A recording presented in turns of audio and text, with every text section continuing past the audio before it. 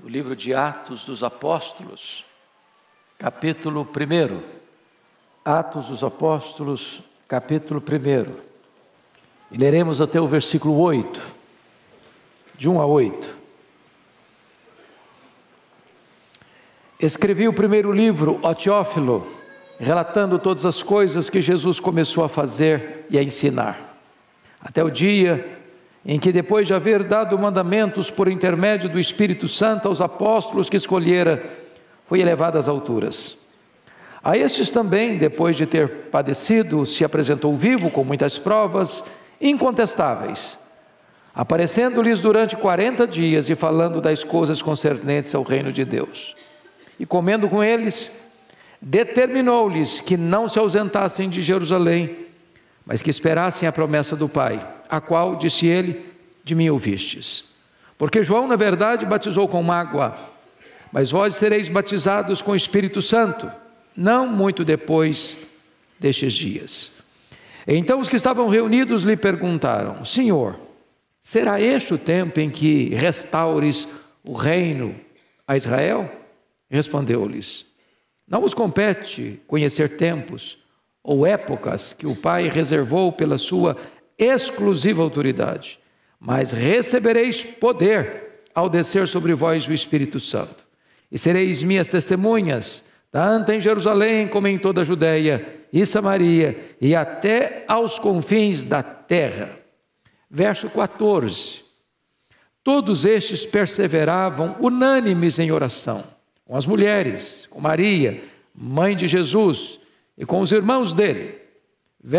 Capítulo 2, versos de 1 a 4. Ao cumprir-se o dia de Pentecostes, estavam todos reunidos no mesmo lugar. De repente, veio do céu um som, como de um vento impetuoso, e encheu toda a casa onde estavam assentados. E apareceram distribuídas entre eles línguas como de fogo, e pousou uma sobre cada um deles. Todos ficaram cheios do Espírito Santo, e passaram a falar em outras línguas, segundo o Espírito lhes concedia que falassem. Agora, meus amados, vamos ler versos de número 37 e 38. Ouvindo eles estas coisas, compungiu-se-lhes o coração e perguntaram a Pedro e aos demais apóstolos: que faremos, irmãos? Respondeu-lhes Pedro: arrependei-vos e cada um de vós seja batizado em nome de Jesus Cristo para a remissão dos vossos pecados, e recebereis o dom do Espírito Santo, pois para vós outros é a promessa, para vossos filhos, para todos os que ainda estão longe, isto é, para quantos o Senhor nosso Deus chamar. Com muitas outras palavras, deu testemunho e exortava-os, dizendo: salvai-vos desta geração perversa.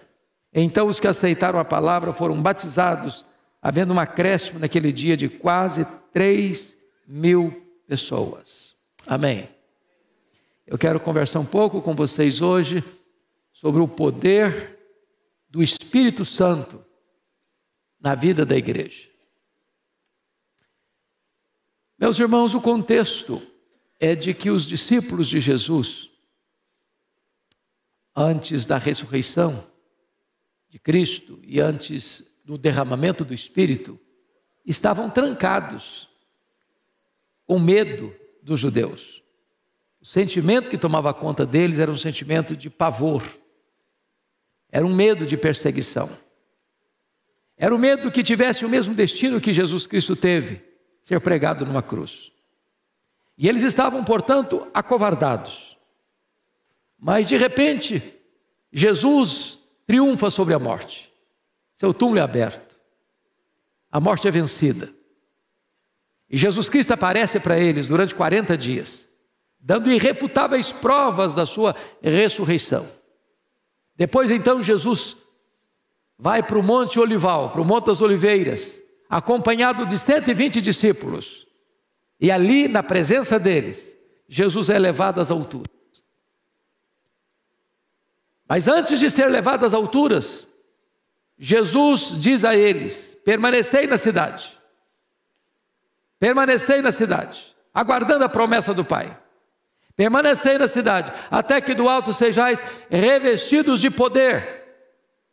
E então começa essa busca pelo Espírito Santo, pelo poder do Espírito Santo. Eu quero aqui hoje destacar algumas verdades magnas desse texto para o nosso enlevo e edificação. Primeiramente, esse texto traz para nós a promessa do Espírito Santo. Confira comigo o versículo 4. E comendo com eles, determinou-lhes. Notem, Jesus não pede, Jesus não sugere, Jesus determina. E determina o quê? Que não se ausentassem de Jerusalém. Com que propósito? Que esperasse a promessa do Pai. Que promessa? A promessa que o próprio Jesus tinha dado a eles. Que promessa é essa? A promessa que eles seriam revestidos com o poder do Espírito Santo. Esta promessa foi dada pelo profeta Joel. E haverá depois que derramarei do meu Espírito sobre toda a carne. Vossos filhos, vossas filhas profetizarão. Vossos jovens terão visões. Vossos velhos sonharão. Até sobre os servos e sobre as servas eu derramarei do meu Espírito naqueles dias. O profeta Isaías, nesta mesma linha de pensamento, diz que Deus derrama água sobre o sedento, torrente sobre a terra seca, derrama o seu Espírito sobre a sua posteridade e a sua bênção sobre os seus descendentes. E agora os discípulos deveriam aguardar o cumprimento dessa promessa. Essa promessa é segura, porque quem está prometendo não é homem para mentir, é o Deus poderoso. Ele fala e cumpre o que diz. Esta promessa é abundante, porque ele fala de um derramamento do Espírito, de algo grande, profuso, caudaloso, extraordinário, dessa realidade que a igreja está buscando. Porque talvez você diga, bom, mas isso foi lá para o passado. Mas Pedro se levanta, depois que o Espírito Santo é derramado, e responde assim: esta promessa é para vós. Esta promessa é para os vossos filhos. Esta promessa é para aqueles que ainda estão longe. Esta promessa é para quantos o Senhor nosso Deus chamar. Esta promessa é para a igreja presbiteriana de Pinheiros. Esta promessa é para você, é para mim, é para nós. Nós podemos aguardar legitimamente um derramamento do Espírito Santo de Deus. Agora notem vocês que esse derramamento do Espírito Santo deve ser resultado de uma espera obediente. Versículo 4 diz que o Senhor determinou que não se ausentassem de Jerusalém. E era o último lugar do mundo que eles gostariam de ficar. Esses discípulos, todos eram galileus, não eram da Judéia. Jerusalém fica na Judéia, eles eram lá do norte, da Galileia. Jerusalém era o lugar onde eles viram a perseguição, onde eles viram Jesus ser preso, onde eles viram Jesus ser crucificado. Era um lugar perigoso e ameaçador para eles. Mas é nesse pivô da perseguição que Jesus fiquem aqui em Jerusalém, permaneçam aqui. E permaneçam aqui até quando? Até que do alto sejais revestidos de poder. Está lá em Lucas 24, 49. Então, esta promessa do derramamento do Espírito requer da igreja perseverança e obediência. Nós estamos sendo convocados para o dia 12, para um dia inteiro, para buscarmos ao Senhor e buscarmos este reavivamento. Deus já se manifestou muitas vezes, em muitos lugares, de muitas maneiras extraordinárias. E nós aqui sentimos a necessidade desesperadora de recebermos também uma visitação do Espírito Santo especial, poderosa, um derramamento da graça, um derramamento do Espírito Santo. Mas isso precisa vir de uma espera obediente e perseverante. Mas notem mais, meus amados irmãos, dentro desta linha, os discípulos, ouvindo Jesus falar no verso 5, que João batizou com água, mas eles seriam batizados com o Espírito Santo, não muito depois desses dias, isso leva os discípulos a uma pergunta, aliás, uma pergunta escatológica. Vai ser nesse tempo que o Senhor vai restaurar o reino em Israel?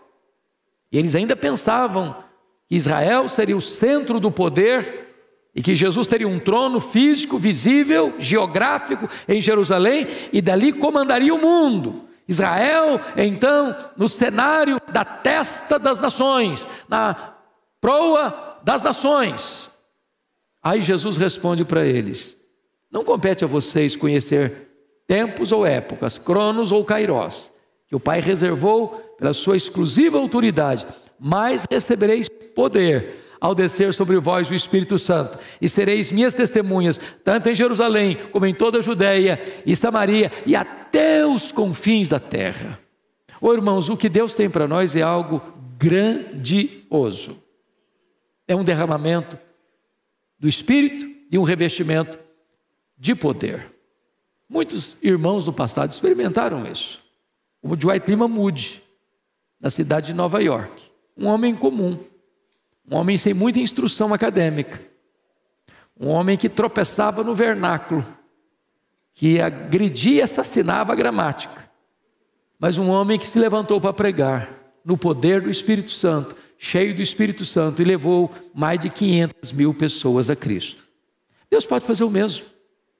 Deus pode fazer o mesmo que fez lá naquela reunião de universitários, estudantes, na universidade lá da Inglaterra, de Oxford, em 1739. E a igreja da Inglaterra estava fraca, vazia, sem viço, sem entusiasmo, rendida ao liberalismo, rendida a uma vida moral completamente reprovável, e de repente o Senhor visita aqueles estudantes, e aquela universidade se transforma no epicentro do avivamento, e o avivamento percorre a nação inteira, reaviva a igreja, restaura inclusive politicamente a nação. Deus pode fazer de novo, Deus pode fazer outra vez, é promessa dele, é promessa segura dele. Precisamos desse poder, poder para sair da especulação teológica para o campo da ação missionária. Tem muita gente hoje na igreja discutindo correntes, se é essa, se é aquela, se é essa posição, se é aquela outra posição, gasta o tempo todo discutindo. Vai ser nesse tempo que o Senhor vai restaurar o reino em Israel? Jesus, não, saia dessa agenda, saia dessa agenda de discussão. Vamos passar para a segunda fase. Vocês precisam agora entender que vocês vão receber poder, não é para discutir, é para ser testemunha, é para trabalhar, é para ir além das fronteiras de Jerusalém, é para entrar lá na Samaria, onde tem mágoas e dores para serem tratadas, perdoadas e resolvidas. Vocês precisam ir além fronteiras, até os confins da terra. É para essa agenda missionária que o Senhor quer reavivar a sua igreja. O tempo urge e as nações precisam ouvir o Evangelho de Cristo. Mas, amados irmãos, notem comigo o segundo ponto desta mensagem. Primeiro é a promessa. Vamos ver o segundo lugar, a busca do Espírito Santo. Pouse os olhos comigo no verso 14 agora. Aqueles 120 que estavam lá no Monte das Oliveiras, quando Jesus ascendeu aos céus, recebendo de Jesus esta ordem, esta determinação, permanecei na cidade, até que do alto sejais revestidos de poder, ou permanecei na cidade, até que sejais batizados com o Espírito Santo. O que eles fizeram? Você pode ler o 14 comigo, todos nós, vamos juntos? Todos estes perseveravam unânimes em oração, com as mulheres, com Maria, mãe de Jesus, e com os irmãos deles. Então vejamos algo aqui. Primeira coisa, eles obedeceram. Onde tem obediência, tem bênção. Segundo, notem comigo, a unanimidade na oração, todos. Tem 120, não tem ninguém puxando para trás, jogando contra o patrimônio. Não, isso não adianta. Olha, Jerusalém não é lugar de a gente ficar, vamos embora. Nós moramos na Galiléia, vamos voltar para a Galiléia, aqui é perigoso para a gente, vamos embora. Não, todos. É preciso ter unanimidade, é preciso ter um só coração, uma só mente, concordância. Segundo lugar, todos perseveravam. Note que Jesus não disse, orem um dia, uma semana, um mês. Não, a ordem foi essa: permanecei na cidade até que do alto sejais revestidos de poder. Permanecei na cidade até que recebais a promessa do Pai, sejais batizados com o Espírito Santo, até que recebam vocês o poder do Espírito Santo. Então tem aqui um ato de perseverança. Eu não sei quanto tempo o Senhor vai requerer de nós nessa busca e nessa perseverança, mas uma igreja que quer avivamento, ela persevera até que. Lá em Quacisabanto, o presbítero Fernando Cera, quando começou a orar por avivamento, em 1966 o avivamento chegou, mas eles oraram 12 anos. 12 anos. Lágrimas, choro, confissão de pecados, conserto e acerto de vida. E o Senhor sabe a hora certa, o tempo certo de se manifestar. Mas é necessário que haja unanimidade, é necessário que haja perseverança. E vejam vocês que houve concordância na oração. Todos perseveraram unânimes em oração. É uma só voz, é um só desejo, é uma só causa, é um só propósito. Ninguém está buscando outra coisa. Não queremos riqueza, não queremos influência política, não queremos influência social. O que nós queremos é a promessa do Pai, é o batismo com o Espírito, é o revestimento de poder, é a manifestação de Deus entre nós. Todos eles querendo uma mesma coisa, com perseverança, com unanimidade. E Deus se manifesta. Eu acho que vocês já ouviram acerca do despertamento de Deus que aconteceu na Romênia, 1989. A Romênia viveu muitos anos debaixo de um governo carrasco, um ditador cruel, chamado Ceausescu, oprimindo aquele povo. E ali Deus fez um milagre muito lindo e extraordinário, que começa no dia 15 de dezembro de 1989, quando a polícia de Ceausescu cercou a casa de um pastor de uma igreja reformada, pastor Toderic, na cidade de Timisoara, para expulsá-lo da cidade. Os 80 membros da igreja fizeram um cordão de isolamento ao redor da casa do pastor e impediram que a polícia o expulsasse da cidade. A polícia buscou reforços. Os crentes da cidade se uniram. Um jovem da igreja batista comprou velas e as distribuiu na boca da noite. Quando a polícia chegou com reforços, com armas pesadas, as velas estavam acesas. Todos os crentes da cidade de Timisoara estavam reunidos ao redor daquela casa. A polícia começou a atirar, impiedosamente. Deram um tiro na perna desse moço, batista, tiveram que correr com ele para o hospital para amputar a perna dele, que estilhaçou a perna dele. Quando ele estava no seu leito de dor, chorando de dor, alguém se aproxima e pergunta: você está arrependido, meu filho? Ele disse: não, eu perdi uma perna, mas eu acendi a primeira vela.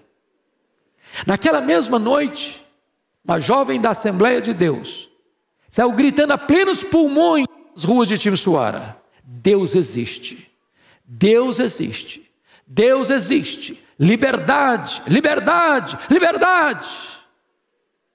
Aquele grito encontrou ouvidos em toda a nação.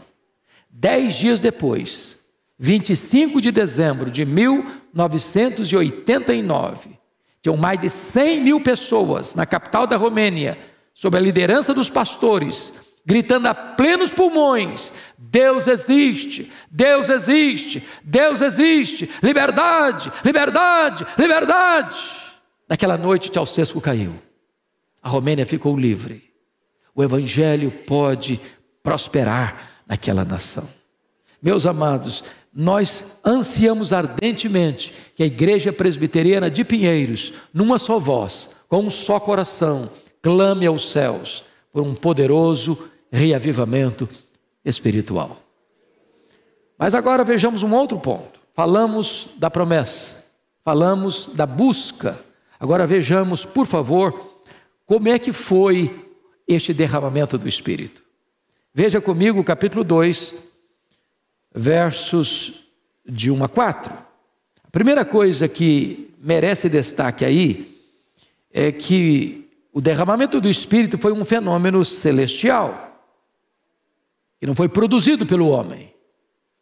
Às vezes o homem é tentado a querer substituir a obra do Espírito Santo pela obra do homem, né?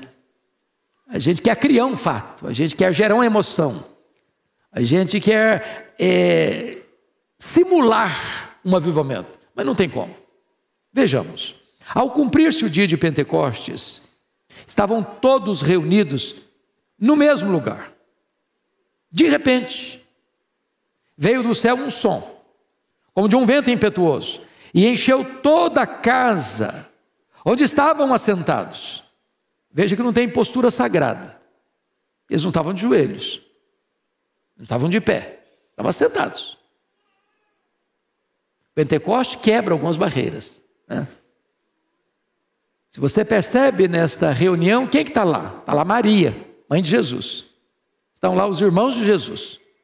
Está lá Pedro, João, André, Tiago, os demais apóstolos, as mulheres da Galileia.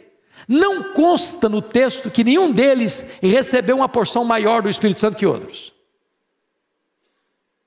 Homens e mulheres revestidos com o mesmo poder. Não tem postura sagrada, estavam sentados, não estavam ajoelhados nem de pé. E apareceram distribuídas entre eles, versículo 3, línguas como de fogo, e pousou uma sobre cada um deles. E daí escrito, e todos ficaram cheios do Espírito Santo. Todos. E passaram a falar em outras línguas, segundo o Espírito lhes concedia que falassem. Eu destaco aqui algumas coisas importantes. Primeiro, não é algazarra, é um som. Segundo, um vento impetuoso. E vento é um símbolo do Espírito. Aliás, na língua hebraica e na língua grega, a palavra Espírito e a palavra vento é a mesma. Um vento impetuoso. E aí diz o texto que línguas como de fogo. O fogo é um dos símbolos do Espírito, assim como o vento é um símbolo do Espírito. As duas maiores forças da natureza, o vento e o fogo. Ambos vêm. E diz a Bíblia que estas línguas como de fogo pousa uma sobre cada um deles, ou seja, ninguém recebeu mais, ninguém recebeu menos, todos foram revestidos, todos receberam os mesmos símbolos, os mesmos sinais do Espírito Santo. E todos ficaram cheios do Espírito Santo. E começaram a falar em outras línguas, dialetos, fazendo uma viagem na contramão de Babel. Se Babel foi um lugar de confusão, o Pentecoste foi um lugar de esclarecimento. Todos ouviam, todos entendiam na sua própria língua. E aqueles crentes foram revestidos com o poder do Espírito Santo. Irmão, quando a igreja está cheia do Espírito Santo, ela sabe que está, e as pessoas que convivem com ela sabem que ela está. Há um diferencial. E vejam vocês que o derramamento do Espírito Santo vai mostrar para nós que os milagres acontecem, mas eles não são o centro do avivamento. Em tempos de avivamento, Deus faz milagres. Na história dos avivamentos, aconteceram fatos extraordinários. Aqui é o fenômeno das línguas, que atrai a multidão. E o que todo mundo está impressionado é que cada um escuta, não é uma língua esquisita, é dialecto. A língua grega, a palavra grega é dialeto. É uma língua que tem vernáculo, nesse caso aqui. Então é um fato extraordinário, porque não há necessidade de ninguém interpretar nada, porque cada um entende a sua própria língua. É um fato milagroso que está acontecendo. Ajunta a multidão. Agora, qual foi o resultado do milagre na multidão? 3 resultados. Primeiro, confira comigo o versículo 12 do capítulo 2. Todos atônitos e perplexos, e interpelavam uns aos outros: que quer isto dizer? Primeiro resultado, primeira reação foi ceticismo. O que quer isso dizer? O que está acontecendo? Eles não entenderam. O milagre está aí, eles não estão sabendo discernir o que é. Segundo resultado, confira aí comigo, preconceito, versículo 7. Estavam, pois, atônitos e se admiravam, dizendo: vede, não são porventura galileus todos esses que aí estão falando? Preste atenção nisso. Aqui na Judéia, no sul, onde está Jerusalém, os lá do norte da Galileia eram tidos como gente de segunda classe. Era gente desprezada. Desculpe da expressão bem chão. Era a ralé da sociedade.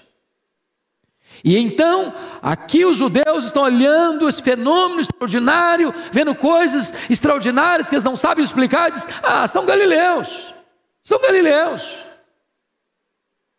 Terceira reação, zombaria. Confira aí comigo, por gentileza, versículo 13. Outros, porém, zombando, diziam: estão embriagados, estão bêbados. Então preste atenção numa coisa: o milagre abre caminho para o evangelho, mas o milagre não é um substituto do evangelho. Equivocam-se aqueles irmãos que buscam o milagre pelo milagre. O milagre é uma manifestação do poder de Deus, mas quando o avivamento vem, não é um milagre que transforma pessoas. O que transforma as pessoas é a pregação do evangelho de Jesus Cristo nosso Senhor. É por isso que Pedro se levanta e prega, e eu vou examinar daqui a pouquinho essa pregação, e ao pregar o evangelho, cerca de 3.000 pessoas foram salvas naquele dia. Então, amados irmãos, vamos ver um outro fato muito importante. Aqui no versículo 4 é importante destacar. Você pode ler o versículo 4 comigo? Vamos juntos de novo? Todos ficaram cheios do Espírito Santo e passaram a falar em outras línguas, segundo o Espírito lhes concedia que falassem. Então eu chamo a atenção para vocês nesse ponto, que a experiência do enchimento do Espírito Santo foi uma experiência pessoal. Imaginem vocês, os 120 reunidos, e de repente o Espírito Santo vem, pousa sobre Pedro, sobre João, sobre Maria, e os outros ficam à parte, sem saber o que é isso, sem experimentar nada. Talvez frustração, talvez ciúmes, talvez disputas, contendas. Eu quero dizer para você que o Espírito Santo é derramado e visita criança, adolescente, jovem, velho, homem, mulher, líderes, liderados. A bênção é prometida para todos. É para você, é para mim, é para nós. Mas eu quero tratar agora, em quarto lugar, falamos da promessa, falamos da busca, falamos do derramamento. Vamos olhar agora, irmãos, algo muito importante. Como é que é a pregação de uma igreja revestida com o poder do Espírito Santo. Eu quero destacar aqui algumas características da pregação de Pedro. Em primeiro lugar, é uma pregação cristocêntrica quanto à sua essência. Olha comigo, por gentileza, no capítulo 2, no versículo 22, 23 e 24. Você pode ler em voz alta comigo esses 3 versos? Vamos juntos? Varões israelitas, atendei a estas palavras. Jesus, o Nazareno, varão aprovado por Deus diante de vós, com milagres, prodígios e sinais, os quais o próprio Deus realizou por intermédio dele entre vós, como vós mesmos sabeis, sendo este entregue pelo determinado desígnio e presciência de Deus, vós o matastes, crucificando-o por mãos de iníquos, ao qual, porém, Deus ressuscitou, rompendo os grilhões da morte, porquanto não era possível fosse ele retido por ela. Entendamos isso, meus amados irmãos. A pregação de avivamento, ela é centrada em Cristo. Em Cristo. João, o evangelista, Lucas está retratando aqui a morte de Cristo, a ressurreição de Cristo. Depois ele vai tratar no verso de número 33, confira aí comigo, a exaltação de Cristo, exaltado, pois, à destra de Deus, tendo recebido do Pai a promessa do Espírito Santo, derramou isso que vês e ouvis, e vai concluir com o senhorio de Cristo no verso 36, esteja absolutamente certa, pois toda a casa de Israel, de que este Jesus, que vós crucificaste, Deus o fez Senhor e Cristo. Então o que é essa pregação? Ela fala da morte de Cristo, ela fala da ressurreição de Cristo, ela fala do senhorio de Cristo, ela fala da exaltação de Cristo, ela é cristocêntrica. Dr. J. Packer, considerado o maior teólogo do século XX, disse o seguinte, que o ministério do Espírito Santo é o ministério do holofote. Ele não vem para falar dele mesmo, ele vem para exaltar Jesus. Você anda por São Paulo, de vez em quando você vê um prédio bem bonito, um dia está com a cor verde, outro dia está com a cor amarela, outro dia está com a cor azul, e você só vê a beleza do prédio. Mas existe uma luz ali escondida, que você não vê. Qual o propósito dessa luz, desse holofote? É ressaltar a beleza do edifício. O ministério do Espírito Santo, esse ministério de holofote, ele aponta para Jesus, ele exalta Jesus, ele glorifica Jesus. Um verdadeiro avivamento não exalta o homem, um verdadeiro avivamento, nem mesmo uma pregação sobre a pessoa do Espírito Santo, a pessoa do Espírito Santo leva a igreja a exaltar a Jesus Cristo e falar da sua vida, da sua morte, da sua ressurreição, da sua exaltação e do seu senhorio. Esse é um ponto importante. Segundo ponto que eu ressalto, que essa pregação ela é eficaz quanto ao seu propósito. O versículo 37 tem algo magnífico que eu quero destacar. Ouvindo eles essas coisas, compungiu-se-lhes o coração e perguntaram a Pedro e aos demais apóstolos: que faremos, irmãos? O que é importante destacar aqui? É que em tempos de avivamento, irmãos, o apelo não parte do pregador para o auditório, mas do auditório para o pregador. A palavra é uma flecha no coração. Quando as pessoas escutam, o coração se compunge, a alma se contorce. E eles têm pressa para saber o que é que eles vão fazer diante desta pregação. Foi isso que aconteceu no Pentecostes, foi isso que aconteceu com João Batista, lá no deserto da Judeia. Ela é uma pregação eficaz quanto ao seu propósito, mas também clara quanto às suas exigências. Versículo 38, você pode ler o 38 comigo em voz alta? Vamos juntos? Respondeu-lhes Pedro: arrependei-vos, e cada um de vós seja batizado em nome de Jesus Cristo. Está aqui, vamos parar aqui. Aqui está a clara exigência desta pregação. Qual é o ponto central de uma pregação de avivamento? Não é dizer que você é maravilhoso, não é prometer para você saúde e prosperidade, não é prometer para você que você vai ocupar a posição mais alta da sua empresa. Não. Pregação de avivamento trata de arrependimento. Bom, talvez você diga assim: ah, pastor, mas está tudo bem comigo, vou me arrepender não, para quê? Minha vida está boa, sou uma pessoa honesta, sou uma pessoa íntegra, sou uma pessoa cuidadosa, zelosa, eu não tenho nada para me arrepender. Aqui está o nosso problema, irmãos, aqui está o nosso problema.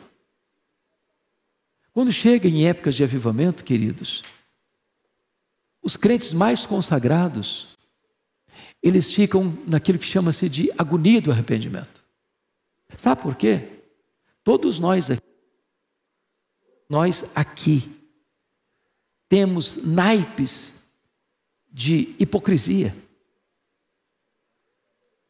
Sabe o que significa isso? Que as pessoas às vezes admiram não quem nós somos, mas quem nós aparentamos ser. Deixa eu ilustrar isso para você entender. Você conhece um dos homens mais santos de Deus na história? O homem mais manso que a Bíblia diz que existiu? Foi Moisés. Moisés. A Bíblia diz que um dia Moisés subiu no monte, quando desceu de lá o rosto ele estava brilhando. A glória de Deus, a Shekinah de Deus brilhando. As pessoas não podiam se aproximar dele. O que ele fez? Botou um véu para que as pessoas pudessem se aproximar. Só que um dia ele percebeu que aquela luz, aquela glória, aquela luz foi se apagando, se apagando, se apagando. Mas ele gostou daquele negócio. das pessoas olharem para eles, que homem santo, que homem piedoso. A Shekinah de Deus está na cara dele. Ele manteve o véu, não precisava mais. Talvez você responda assim: não, pastor, eu nunca usei um véu de hipocrisia na minha vida.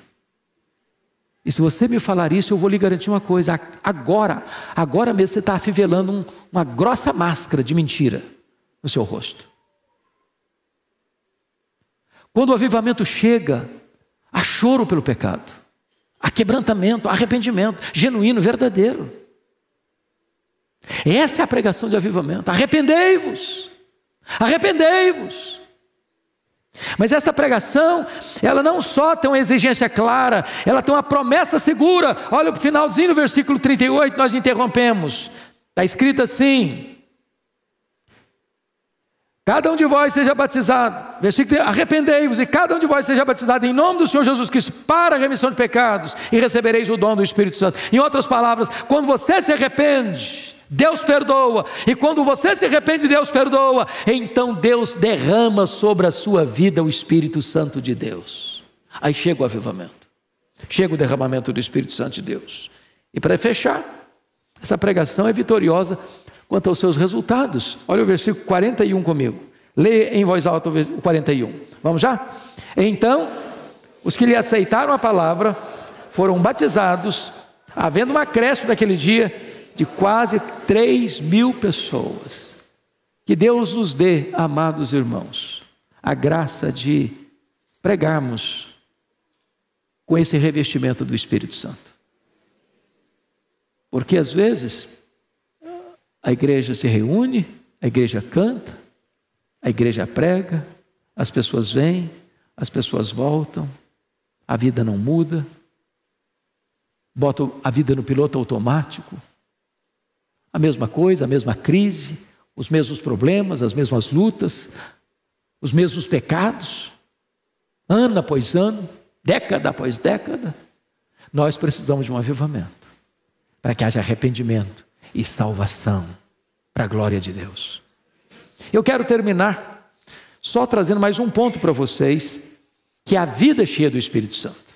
Eu queria só que vocês lessem comigo os versos 42 a 47, e eu destacar brevissimamente alguns pontos aqui. Vamos ler juntos? 42 a 47, vamos lá? E perseveravam na doutrina dos apóstolos, e na comunhão, no partir do pão, e nas orações. Em cada alma havia temor, e muitos prodígios e sinais eram feitos por intermédio dos apóstolos. Todos os que creram estavam juntos, e tinham tudo em comum. Vendiam as suas propriedades e bens, distribuindo o produto entre todos, à medida que alguém tinha necessidade. Diariamente perseveravam unânimes no templo, partiam pão de casa em casa, e tomavam as suas refeições com alegria e singeleza de coração, louvando a Deus e contando com a simpatia de todo o povo. E enquanto isso, acrescentava-lhes o Senhor, dia a dia, os que iam sendo salvos. Esta é a realidade de uma comunidade que recebeu um avivamento espiritual. Destaco aqui então 6 coisas, apenas mencionando-as. Essa igreja passa a ter compromisso com a palavra, doutrina dos apóstolos. Segundo, esta igreja passa a ter profundo comprometimento com a oração, perseverava nas orações.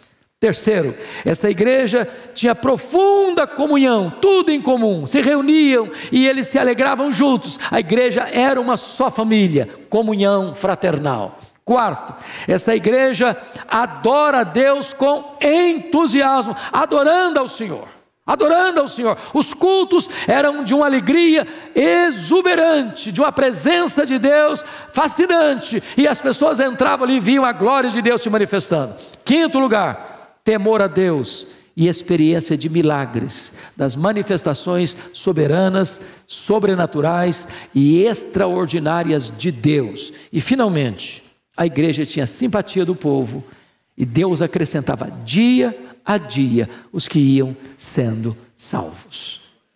Quando eu visitei a missão Quacis-Abanto, lá na África do Sul, eu escutei do pastor Erle Stiggin, que quando o Espírito Santo veio sobre eles, de manhã, quando os missionários acordavam, Tinha 5, 10, 20 pessoas na porta de cada um, com pressa para acertar a vida com Deus. Pastor Ronaldo Lidório conta que lá entre os concombas, onde ele experimentou um avivamento, os feiticeiros saíram correndo lá da roça, com pressa para confessar os seus pecados e acertar a vida com Deus. Meus irmãos, se Deus trouxer sobre nós um avivamento, realmente as nossas portas precisam ser empurradas para fora. E nós não teremos talvez muito tempo, sequer para dormir ou para comer. Porque nesses 20 milhões de pessoas de São Paulo, vai ter muita gente com fome de Deus, para acertar a vida com Deus. E a igreja há de ser esse celeiro de Deus para receber essas multidões. Eu quero esse avivamento, eu anseio por ele. Eu sei que esta igreja tem orado por esse avivamento. Daí a convocação do nosso pastor Arival para o dia 12, você está aqui, clamando aos céus, aguardando que as portas do céu se abram e que seja derramado sobre nós um grande avivamento espiritual. Eu quero orar com vocês. Se você anseia por isso, aguarda isso e crê nisso, eu quero orar em seu favor. Esta semana eu conversei com vários pastores lá dos Estados Unidos que estiveram lá na Universidade de Asbury. E aquilo que está acontecendo lá, eles disseram para mim, não tem outra explicação, a não ser uma grande ação do Espírito Santo. Choro, arrependimento, confissão de pecados, sede de santidade. Dentro da capela, nas filas quilométricas a 4 graus negativos, e as pessoas adorando a Deus, e as pessoas cantando, e as pessoas acertando a vida com Deus. Um dos pastores falou comigo ontem, com lágrimas nos olhos, chorando, disse, Hernandes, a minha vida foi tão impactada, que eu já sou um pastor de cabelos brancos, mas ali para mim foi um marco, um divisor de águas na minha história. Estava voltando para casa de carro, e ele disse que ele sentiu uma alegria tão grande, parecia que o coração ia pular do peito dele. Ele disse, eu nunca senti isso em toda a minha vida. E eu anseio isso. Temos lido sobre isso, temos pregado sobre isso. E a nossa oração é que este vento do Espírito sopre sobre nós também, em nome de Jesus. Fique em pé, vamos orar.